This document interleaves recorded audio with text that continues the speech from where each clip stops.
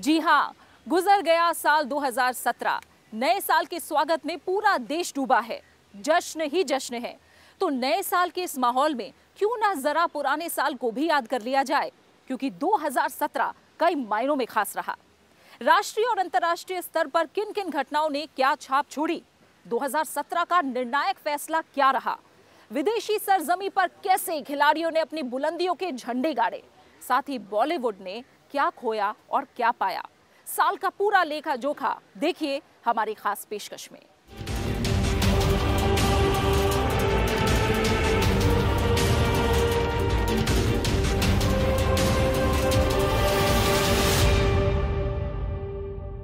तो आइए शुरुआत करते हैं साल 2017 के सबसे बड़े फैसले से। साल 2017 में देश को टैक्स प्रणाली के जाल से मुक्ति मिली। सरकार ने एक देश एक कर यानी जीएसटी लागू करके आर्थिक जगत में सुधार की बड़ी पहल की। आधी रात को संसद से इस फैसले का ऐलान हुआ। पूरा देश इसका गवाह बना। हाँ, एक और फैसला था जो 2017 में तो नहीं लिया गया, लेकिन इसका बड़ा असर 2017 में ही देखने को मिला, और वो था नोटबंदी। इस फैसले ने एक नई क्रांति ला दी। भ्रष्टाचार और आतंकवाद पर यह सबसे बड़ा हमला था।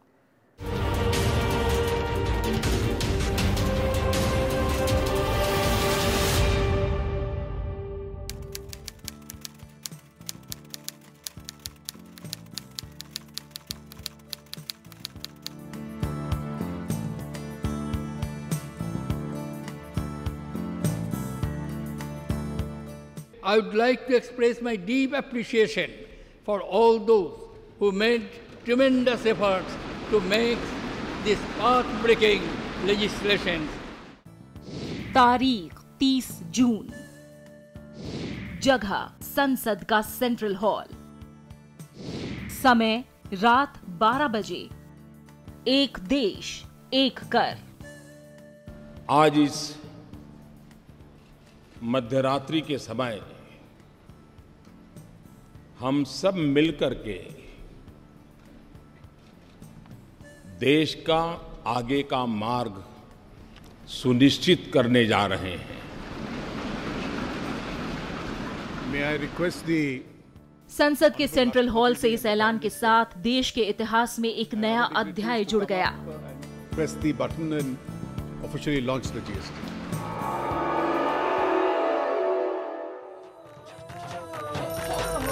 गरीबों का उद्धार, तेज विकास, जीएसटी से।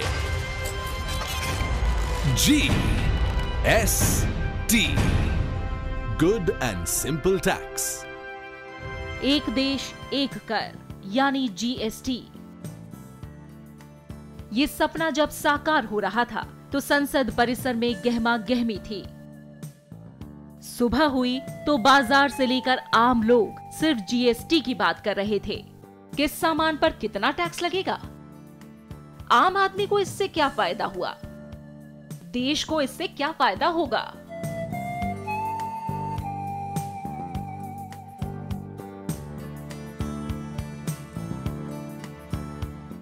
दिन बीतने के साथ समाज के कुछ वर्गों में आलोचना भी हुई। शुरुआत में व्यापारी जीएसटी से खफा नजर आए। उनका कहना था कि जीएसटी से आर्थिक स्थिति गर्त में मिल जाएगी। पूर्व प्रधानमंत्री मनमोहन सिंह ने कहा कि जीएसटी से आर्थिक विकास दर पर उल्टा असर पड़ेगा।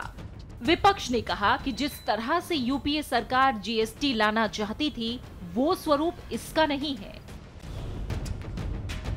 अर्थशास्त्री भी इस निर्णय पर एकमत नहीं थे, लेकिन साल के अंत में अचानक उछाल ने साबित किया कि इस फैसले के दूरगामी फायदेमंद परिणाम क्या हैं। रेटिंग एजेंसियों के पायदान पर भारत ऊपर चढ़ने लगा। जीएसटी को लेकर सरकार बेहद उत्साहित है। जीएसटी को आसान और बेहतर बनाने के लिए सरकार ने जीएसटी काउंसिल गठित की है। देश के अलग अलग हिस्सों में इसकी बैठकें होती हैं, जिसमें सुझाव और सुधार पर विचार किया जाता है। इस बैठक में राज्यों के वित्त मंत्री शामिल होते हैं। अब तक इसकी कई बैठकें हो चुकी हैं। अमल में आने के बाद जीएसटी काउंसिल ने लचीला रवैया अख्तियार करते हुए कुछ संशोधन भी प्रस्तावित किए हैं, जिससे काफी हद तक खामियां दूर हो गई हैं। इन संशोधनों के सकारात्मक परिणाम भी नजर आने लगे हैं।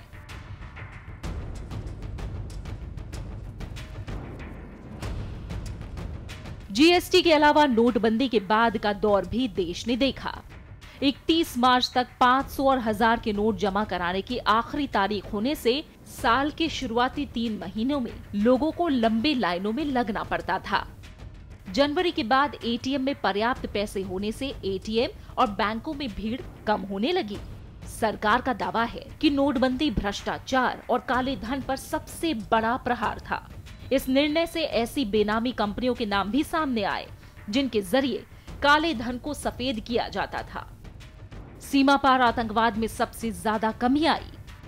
नोटबंदी ने जम्मू कश्मीर में आतंकवादियों की कमर तोड़ दी।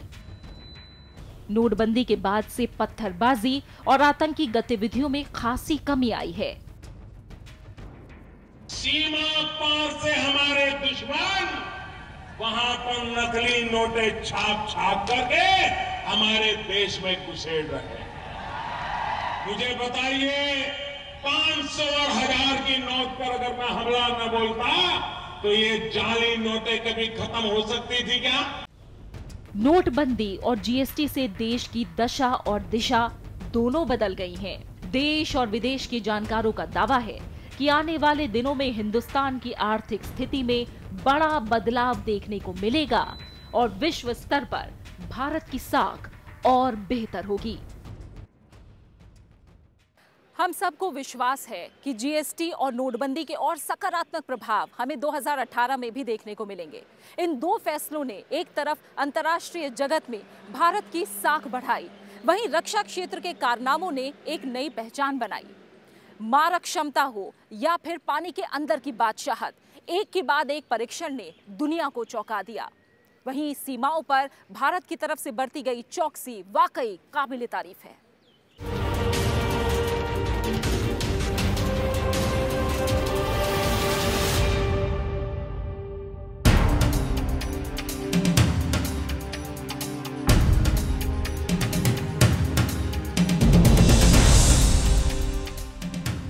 Ladies and gentlemen, a huge round of applause for INS Kalvari. INS Kalvari Bharat की सुरक्षा में तैनात हुआ। नौसेना के बेड़े में कलवरी का जुड़ना रक्षा क्षेत्र में हमारी तरफ से उठाया गया एक बहुत बड़ा कदम है। रक्षा जानकारों में आम सहमति है कि 21वीं सदी में देशों की रक्षा रणनीतियों में नौसेना की खास भूमिका होगी।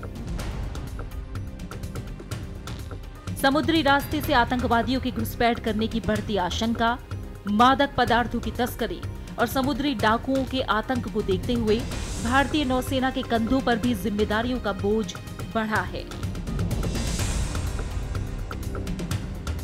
दिसंबर 2017 में INS कलवरी मिलने के बाद ऐसे तमाम खतरों का मुकाबला करने की भारतीय नौसेना की क्षमताओं में खास बढ़ोतरी हुई है।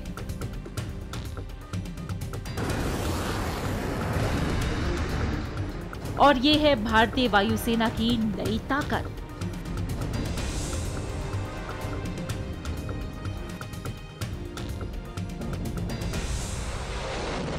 नवंबर में दुनिया की सबसे तेज सुपरसोनिक क्रूज मिसाइल का सफल परीक्षण कुछ इस तरह हुआ।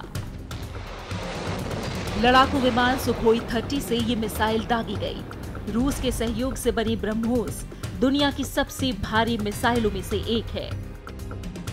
ये समुद्र में जहाजों पर सबसे तेज गति से हमला करने में सक्षम प्रक्षेपास्त्रों में से भी एक है।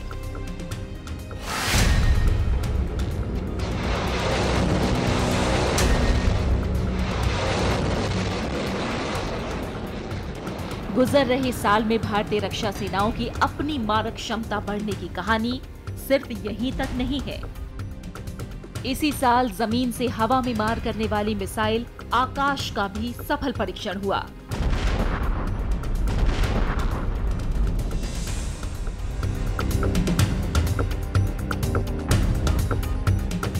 भारतीय एंटी सबमरीन युद्ध परियोजना 28 के तहत तीसरे जहाज INS क्लिंटन भारतीय नौसेना का हिस्सा बना। भारतीय नौसेना ने खुद इसका डिजाइन तैयार किया है और भारत में पहली बार हथियार और सेंसर्स कंपोजिट कार्बन फाइबर से बने सुपर स्ट्रक्चर पर लगाए गए हैं। वाटरजेट फास्ट अटैक प्रोजेक्ट के तहत तीसरे और चौथे जहाज के रूप में तिलंगचांग और तरासा भी इस साल भारतीय नौसेना को प्रदान किए गए।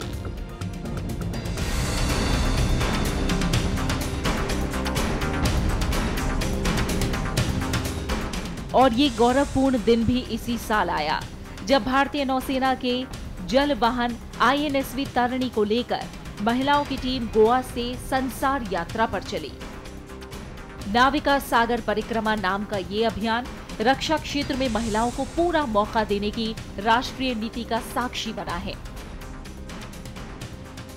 इसके पहले 18 जून को अवनी चतुर्वेदी, भावना कंठ और मोहना सिंह पहली कैडेट बनी जिन्हें भारतीय वायुसेना ने लड़ाकू भूमिका निभाने के लिए तैनात किया। –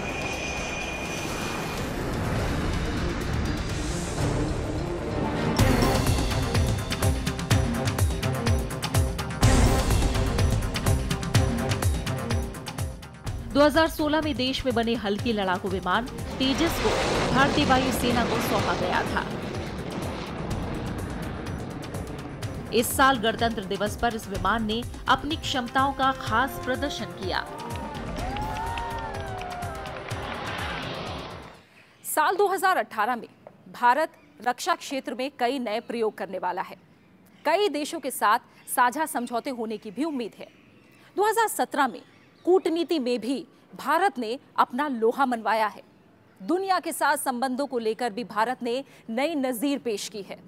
ताकतवर देश भी अब हिंदुस्तान को हाशिए पर रखने की जुर्रत नहीं कर पा रहे हैं।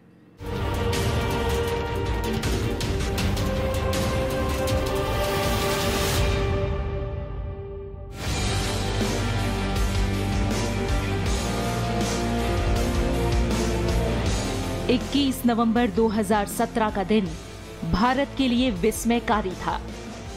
अंतर्राष्ट्रीय कोर्ट ऑफ जस्टिस के लिए भारत के न्यायाधीश दलबीर भंडारी भारी बहुमत से एक बार फिर जज चुने गए। मुकाबला सुरक्षा परिषद के स्थायी सदस्य ब्रिटेन के उम्मीदवार क्रिस्टोफर ग्रीनवुड के साथ था। सुरक्षा परिषद और जनरल असेंबली के अधिकांश सदस्यों ने भारत का साथ दिया। भारत ने अंतर्राष्ट्रीय न्यायालय के 71 साल के इतिहास को बदलकर एक कीर्तिमान स्थापित कर लिया। यूएन के नॉन सिक्योरिटी काउंसिल मेंबर्स ने 3/4 देशों ने भारत के पीछे समर्थन की घोषणा कर दी थी। अंतर्राष्ट्रीय कोर्ट ऑफ जस्टिस में भारत की विजय ने पूरी दुनिया को स्तब्ध कर दिया। नतीजा तुरंत सामने दिखा जब अमेरिका ने अपनी दक्षिण एशिया नीति घोषित की और इसमें उसने भारत को सुरक्षा मामले में सबसे विश्वस्त देश माना। इसके बाद अमेरिका ने एशिया नीति और राष्ट्रीय सुरक्षा नीति में भी भारत को अहम स्थान दिया। इस बीच जापान, ऑस्ट्रेलिया और अमेरिका ने भारत के साथ मिलकर एशिया प्रशांत में एक समूह बनाने की इच्छा प्रकट की।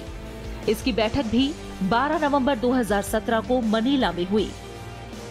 इससे पहले 16 जून 2017 से 28 अगस्त 2017 तक भारत और चीन की सेना आमने सामने खड़ी रही। चीन की मंशा डोकलाम इलाके में भूटान की सीमा का अतिक्रमण करने की थी।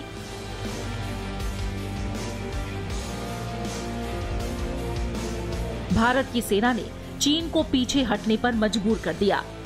इससे दक्षिण एशिया में सुरक्षा देने की भारत की क्षमता साबित हुई।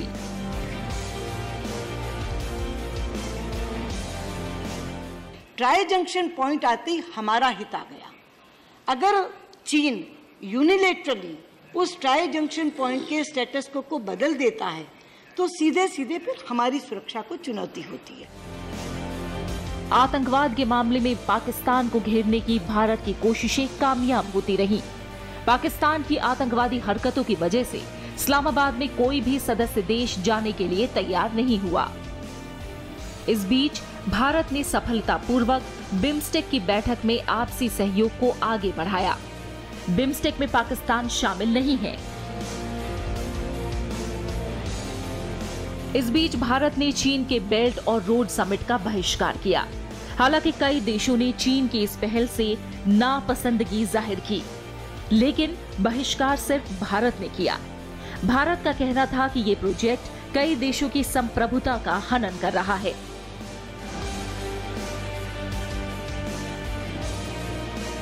भारत और बांग्लादेश के बीच थल रास्ते से जुड़ने के कई रास्ते खुले।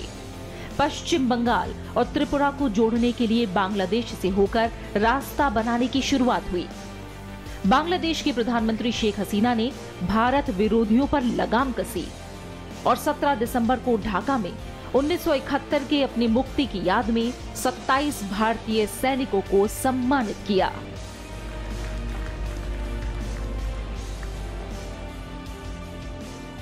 आसियान देशों के साथ भारत के रिश्ते घनिष्ठ हुए। नतीजतन सभी 10 आसियान देशों के राष्ट्राध्यक्ष अगले साल 25 जनवरी को भारत आएंगे। 26 जनवरी को वो एक साथ भारत के गणतंत्र दिवस पर मुख्य अतिथि होंगे।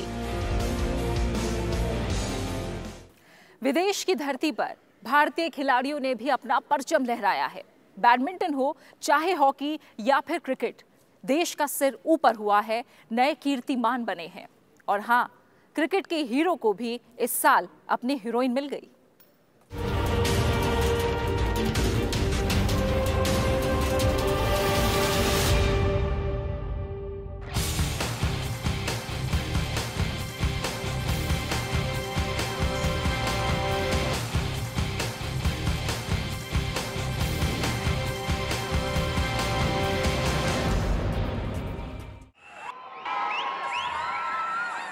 इस मैच को महिला बैडमिंटन के सर्वश्रेष्ठ मैचों में से एक माना जा रहा है।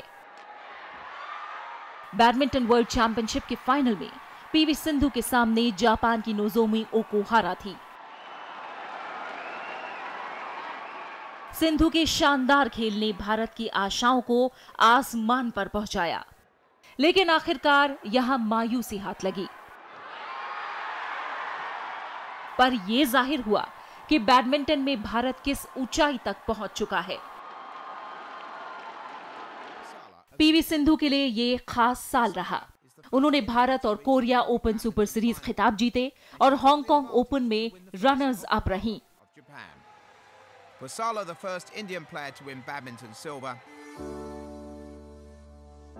पुरुष बैडमिंटन में अब 4 भारतीय खिलाड़ियों ने टॉप 20 में जगह बना ली है। इसमें किदाम्बी श्रीकांत ने इस साल 4 सुपर सीरीज खिताब जीतकर भारत को गौरवान्वित किया।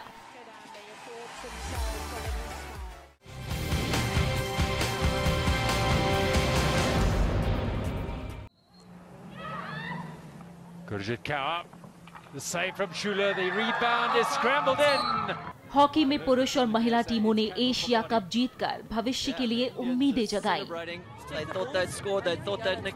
हालांकि पुरुष टीम ने वर्ल्ड रैंकिंग में 6ठे स्थान पर रहते हुए शुरुआत की थी। साल के आखिर में भी वो वहीं रही। महिला हॉकी टीम ने 2 पायदान की छलांग लगाई। 12वें नंबर से शुरुआत करते हुए साल के अंत में वो 10वें पायदान पर आ पहुंची।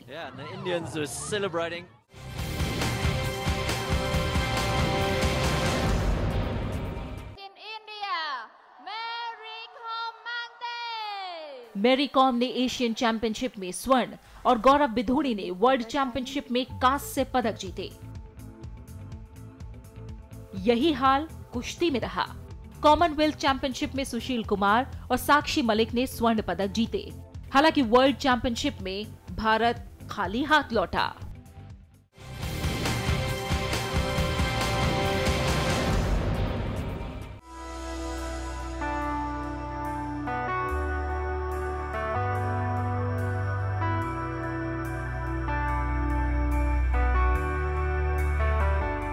इस साल देश की प्रतिष्ठा एक नए मुकाम पर पहुंची जब भारत ने अंडर 17 फीफा वर्ल्ड कप की मेजबानी की।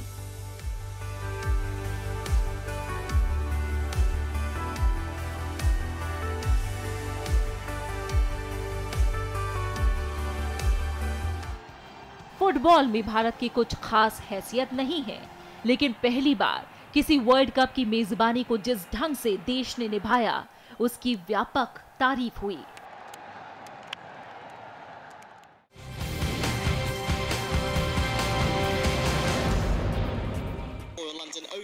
क्रिकेट के लिए साल 2017 यादगार रहा। भारतीय महिला क्रिकेट ने हैरत अंगेज खेल दिखाया। ऑस्ट्रेलिया जैसी मजबूत टीम को परास्त करते हुए वर्ल्ड कप फाइनल में पहुंची। ट्रॉफी के करीब पहुंची, मगर तब लड़खड़ा गई। फाइनल में इंग्लैंड के हाथों 9 रन से हार मिली। लेकिन तब तक वो विश्व क्रिकेट में भारत के बढ़ते रुतबे की एक मिसाल पेश कर चुकी थी।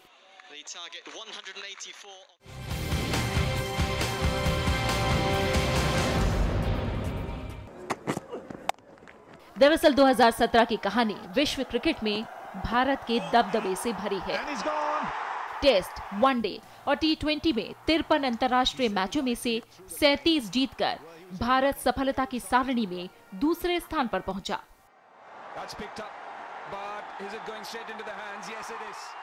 इसके आगे सिर्फ ऑस्ट्रेलिया का रिकॉर्ड है, जिसने 2003 में 47 मैचों में से 38 जीते थे। इस साल भारत ने टेस्ट क्रिकेट रैंकिंग में सर्वोच्च स्थान पर पकड़ और मजबूत की, जबकि वनडे और T20 में विपक्षी टीमों को अपने आगे टिकने नहीं दिया।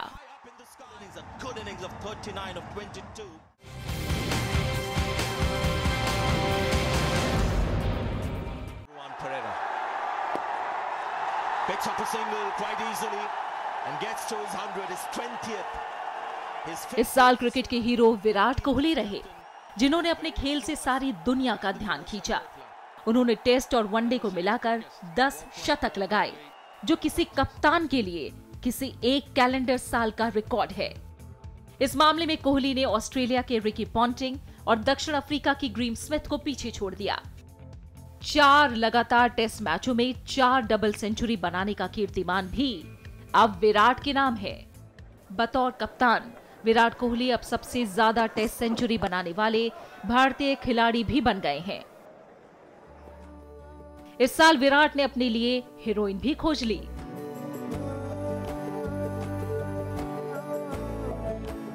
साल के अंत में वो अनुष्का शर्मा के साथ 7 फेरों में बंध गए।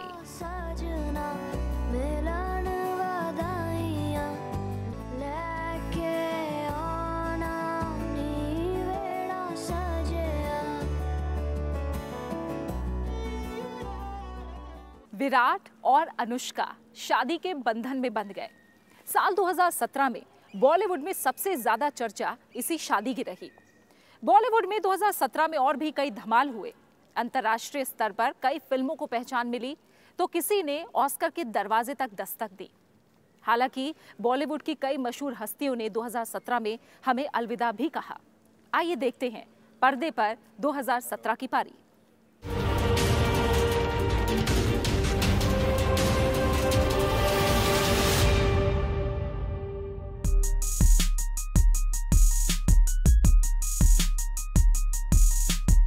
अंतर्राष्ट्रीय फिल्म महोत्सव के जरिए हिंदुस्तानी सिनेमा ने एक तरह से इस साल को विदाई दी।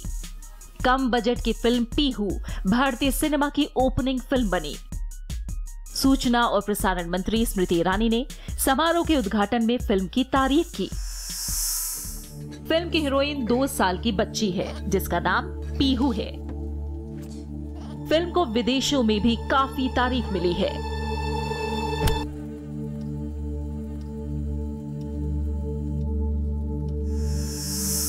छोटे बजट की एक और फिल्म न्यूटन को ऑस्कर के लिए नामांकित किया गया, लेकिन न्यूटन चूक गई। इस फिल्म को भी काफी सराहना मिली। तुम्हारी प्रॉब्लम क्या है न्यूटन, मालूम है तुमको? मेरी ईमानदारी ना, ईमानदारी का घमंड। अपनी ही ड्यूटी करने के लिए तुम चाहते हो लोग तुम्हें थैंक्स बोले। फिल्म में एक सरकारी क्लर्क नक्सल प्रभावित इलाके में जाता है। वहां वैचारिक द्वंद्व को लेकर फिल्म घूमती है। फिल्म की शूटिंग छत्तीसगढ़ में हुई है।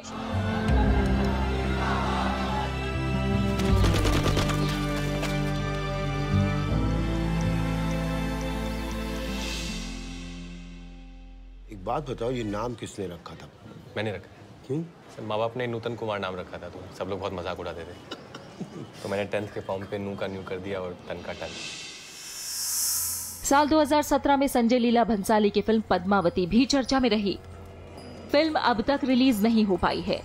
राजपूत संगठनों और नेताओं ने भंसाली पर फिल्म में ऐतिहासिक तथ्यों से छेड़छाड़ का आरोप लगाया। फिल्म की मुख्य भूमिका में है दीपिका पादुकोण, शाहिद कपूर रतन सिंह के किरदार में है, जबकि रणवीर सिंह अलाउद्दीन खिलजी का किरदार निभा रहे हैं।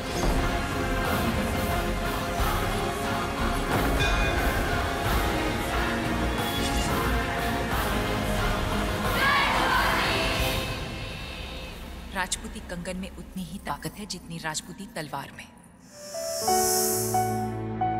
हालांकि इस साल नए पुराने कई सितारों ने भी इस दुनिया को अलविदा कह दिया। साल की शुरुआत में मशहूर अभिनेता ओमपुरी का देहांत हो गया, तो सदाबहार हीरो शशि कपूर साल के आखिर में हमसे विदा हो गए। अपनी दमदार एक्टिंग के जरिए लोहा मनवाने वाले विनोद खन्ना भी चले गए।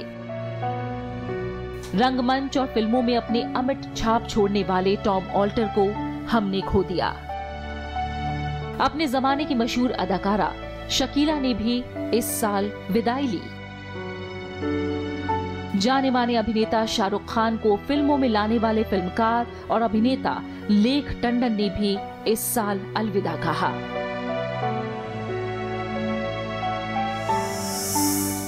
भारत दुनिया में हर साल 1000 फिल्में बनाने वाला अनूठा बाजार है। नए साल में हम इसमें नए रिकॉर्ड की उम्मीद कर रहे हैं। ये देश का भार है और हमारे कंधे पे है। चिंता को तलवार की नोक पे रखे वो राजपूत, रेत की नाव लेकर समंदर से शर्त लगाए वो राजपूत, और जिसका सर कटे फिर भी धड़ दुश्मन से लड़ता रहे वो राजपूत। और इसी के साथ हमारी खास पेशकश अलविदा 2017 में फिलहाल इतना ही।